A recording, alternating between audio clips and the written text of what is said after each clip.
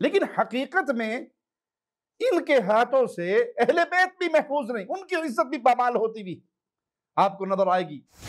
روایات کے نام ان کے ہاں جھوٹی من گھڑت کہانیوں کا جو پلندہ ہے، اس کے مطابق قرآن مجید بھی محفوظ نہیں۔ السریع نکاح، السریع طلاق، جلدی نکاح کرنے والا اور جلدی طلاق دینے والا۔ ادھر نکاح کیا اور ادھر طلاق دے دی۔ نکاح کا مقصد گھر بسانا نہیں، بس محض مزے لینا ہے۔ ہم کہتے ہیں یہی کام تو متع کے اندر ہوتا ہے، اس کے باوجود تمہارے ملا اس متع کے دلال بنے ہوئے نظر آتے ہیں۔ یہ کافی کے گھڑنے والے کلینی کی بدترین شرارت ہے کہ سیدنا حسن مصلح المسلمین رضی اللہ عنہ وارضا، جنتی نوجوانوں کے سردار، جس کو میرے پیارے آقا علیہ السلام نے سید قرار دیا، اس کو پہلے مطلاق قرار دیا۔ السلام علیکم ورحمۃ اللہ وبرکاتہ۔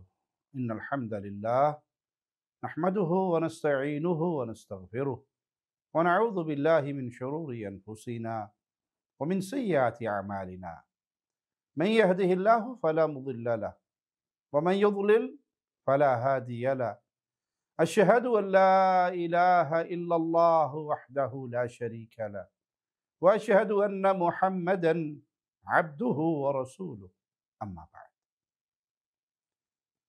اسلام کی خوبصورت تصویر کو مسخ کرنے کے لیے یہودیوں نے عبداللہ ابن سبا کو اسلام کا چولا پہنا کر بھیجا اور اس نے روافض کے مذہب کی بنیاد رکھی۔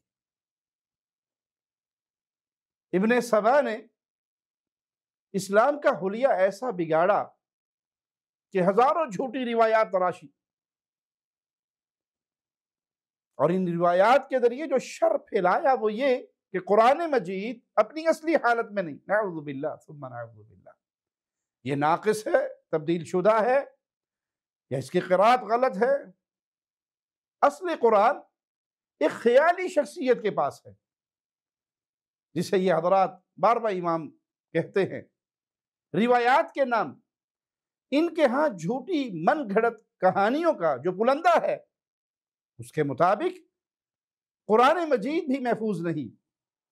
محمد صلی اللہ علیہ وسلم کے اصحاب کا اسلام نعوذ باللہ ثابت نہیں، لیکن اہل ایمان کو دھوکہ دینے کے لیے دن رات اہل بیت کی محبت کے جھوٹے دعوے کرتے ہیں، لیکن حقیقت میں ان کے ہاتھوں سے اہل بیت بھی محفوظ نہیں، ان کی عزت بھی پامال ہوتی بھی آپ کو نظر آئے گی۔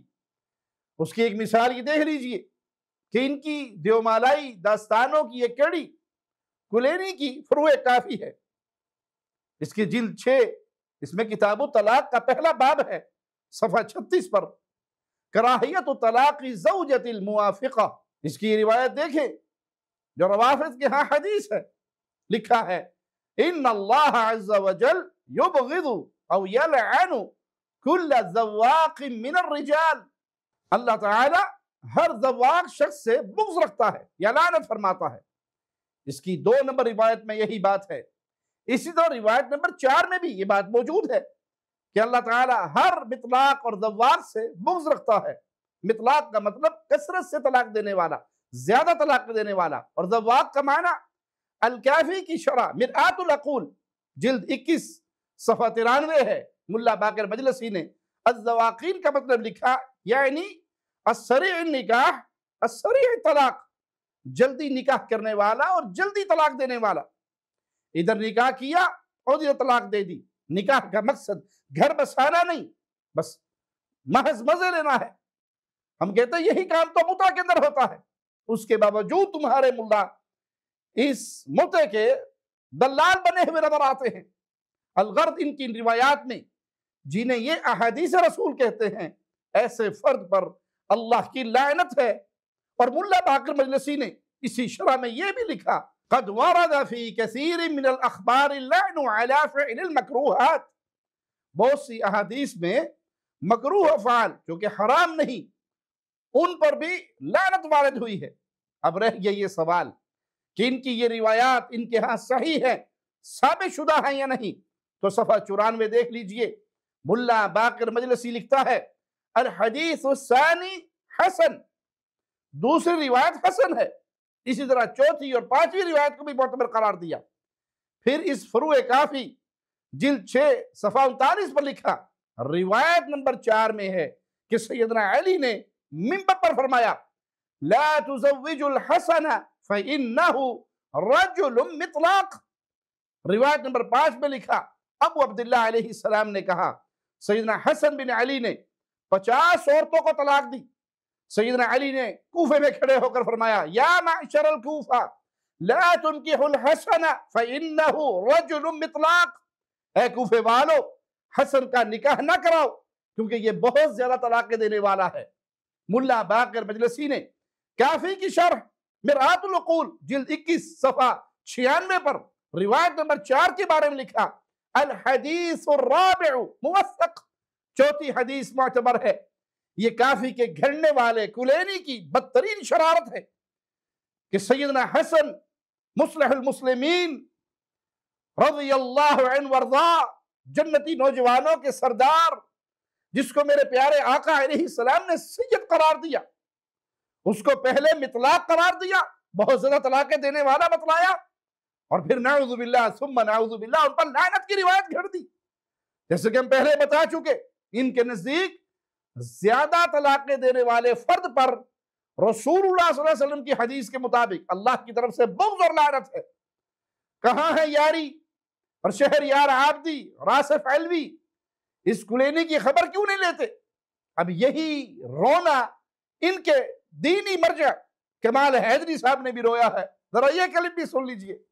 الآن أثبت من كتاب الكافي أن الإمام أمير المؤمنين لعن الإمام الحسن. مولانا شنو مولانا؟ هذه الرواية اللي راح تذكرها هلا هسه أقول لك، هسه أقرأ لك إياها. أن الإمام أمير المؤمنين ماذا فعله؟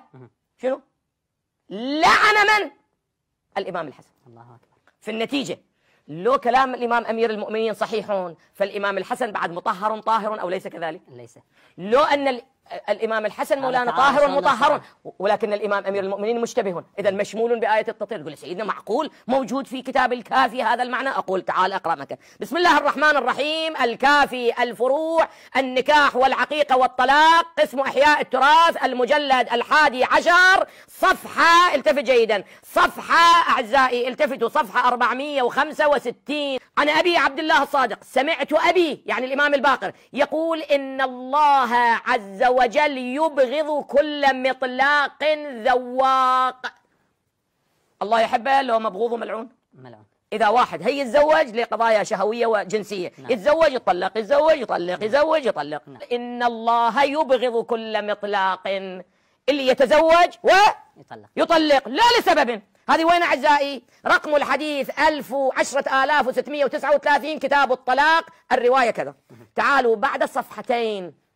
عن أبي عبد الله الصادق قال إن عليا قال وهو على المنبر، التفتوا، تبين أنه ما وصل حسن يابا لا تتزوج وتطلق، بطل هاي الشغلة مو مناسبة إن إحنا أهل البيت. الإمام الحسن سمع منه لو ما سمع؟ ما سمع منه. افطر شي يسوي مولانا؟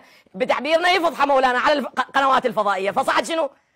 على المنبر، وكانه يتبرأ من هذا الموقف. انت احسنتم. قال ان عليا قال وهو على المنبر لا تزوج الحسن فانه رجل مطلاق، والله يبغض شنو؟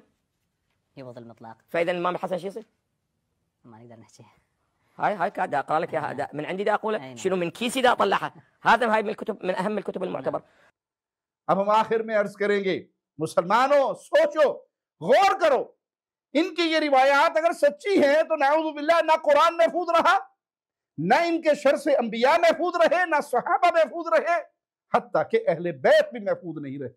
اللہ ان کے شر سے امت مسلمہ کو محفوظ رکھے۔ ہر لمحہ قرآن اور سنت کا ترجمان، فضیلت الشیخ توصیف الرحمان۔